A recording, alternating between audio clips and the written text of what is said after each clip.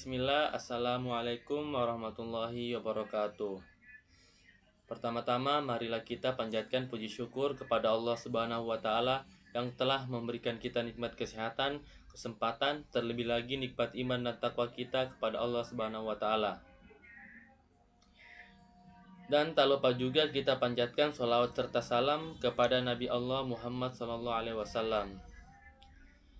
Perkenalkan, nama saya Muhammad Rafli dengan nomor induk mahasiswa 231130476, kelas B reguler semester 4, angkatan 23. Baik, pada kesempatan kali ini saya ingin membahas materi hukum, yaitu tentang kompetensi dan kumulasi. Terlebih dahulu saya akan menjelaskan apa itu kompetensi. Jadi, kompetensi secara umum adalah kewenangan suatu pengadilan umum dalam mengadili suatu perkara. Adapun kompetensi ini terbagi menjadi dua bagian. Yang pertama, ada kompetensi absolut dan kompetensi relatif. Kompetensi absolut adalah suatu kewenangan pengadilan dalam mengadili suatu perkara yang sifatnya mutlak diadili oleh pengadilan tersebut. Dalam arti lain, kewenangan tersebut tidak boleh dilimpahkan ke pengadilan lain. Kemudian yang kedua, kompetensi relatif. Kompetensi relatif adalah suatu kewenangan dari pengadilan yang sejenis untuk memeriksa, memutus, mengadili yang berada pada wilayah yang bersangkutan. Kompetensi relatif diatur dalam pasal 142 RBG dan 118 HIR. Adapun bunyi pasal 142 RBG 1. Gugatan-gugatan perdata dalam tingkat pertama yang menjadi wewenang pengadilan negeri dilakukan oleh penggugat atau oleh seorang kuasanya yang diangkat menurut ketentuan-ketentuan tersebut dalam pasal 147 dengan suatu surat permohonan yang ditandatangani olehnya atau oleh kuasanya tersebut dan disampaikan kepada ketua pengadilan negeri yang menguasai wilayah hukum tempat tinggal tergugat atau jika tempat tinggalnya tidak diketahui di tempat tinggalnya yang sebenarnya. 2. Dalam hal ada beberapa tergugat yang tempat tinggalnya tidak terletak di dalam wilayah satu pengadilan negeri, maka gugatan diajukan kepada ketua pengadilan negeri yang berada di wilayah salah satu di antara para tergugat menurut pilihan penggugat. Dalam hal para tergugat berkedudukan sebagai debitur dan penanggungnya, maka sepanjang tidak tunduk kepada ketentuan-ketentuan termuat dalam ayat 2 pasal 6 Reklemen Susunan Kehakiman dan Kebijaksanaan Mengadili di Indonesia. Selanjutnya disingkat RO. Gugatan diajukan kepada ketua pengadilan negeri di tempat tinggal orang yang berurutan pokok atau debitur pokok atau seorang di antara para debitur pokok. 3. Bila tempat tinggal tergugat tidak dikenal dan juga tempat kediaman yang sebenarnya tidak dikenal, atau maka gugatannya diajukan kepada ketua pengadilan negeri di tempat tinggal salah satu dari para penggugat. 4. Jika telah dilakukan pilihan tempat tinggal dengan suatu akta, maka penggugat dapat memajukan gugatannya kepada ketua pengadilan negeri di tempat pilihan itu.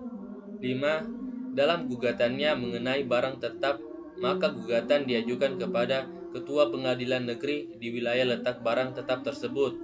Jika barang tetap itu terletak di dalam wilayah beberapa pengadilan negeri, gugatan itu diajukan kepada salah satu ketua pengadilan negeri tersebut atas pilihan penggugat. Kemudian adapun isi pasal 118 HIR. 1. Tuntutan atau gugatan perdata yang pada tingkat pertama termaksud lingkup wewenang pengadilan negeri harus diajukan dengan surat permintaan atau surat gugatan yang ditandatangani oleh penggugat atau oleh wakilnya menurut pasal 123 kepada ketua pengadilan negeri di tempat diam si tergugat, atau jika tempat diamnya tidak diketahui kepada ketua pengadilan negeri di tempat tinggalnya yang sebenarnya. 2. Jika yang digugat lebih dari seorang, sedang mereka tidak tinggal di daerah hukum pengadilan negeri yang sama, maka tuntutan itu diajukan kepada ketua pengadilan negeri di tempat salah seorang tergugat yang dipilih oleh penggugat. Jika yang digugat itu adalah seorang debitur utama dan seorang penanggungnya, maka tanpa mengurangi ketentuan pasal 6 ayat 2 Reklemen Susunan Kehakiman dan Kebijaksanaan Mengadili di Indonesia, Tuntutan itu diajukan kepada Ketua Pengadilan Negeri di tempat tinggal debitur utama atau salah seorang debitur utama. 3. Jika tidak diketahui tempat diam si tergugat dan tempat tinggalnya yang sebenarnya, atau jika tidak dikenal orangnya, maka tuntutan itu diajukan kepada Ketua Pengadilan Negeri di tempat tinggal penggugat atau salah seorang penggugat, atau kalau tuntutan itu tentang barang tetap, diajukan kepada Ketua Pengadilan Negeri yang dalam daerah hukumnya itu terletak barang tersebut. 4.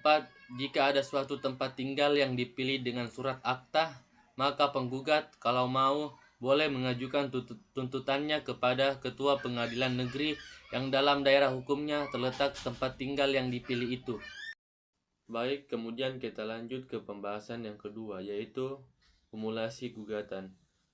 Kumulasi gugatan adalah penggabungan beberapa tuntutan hukum dalam satu gugatan yang diajukan oleh satu atau lebih penggugat terhadap satu atau lebih tergugat.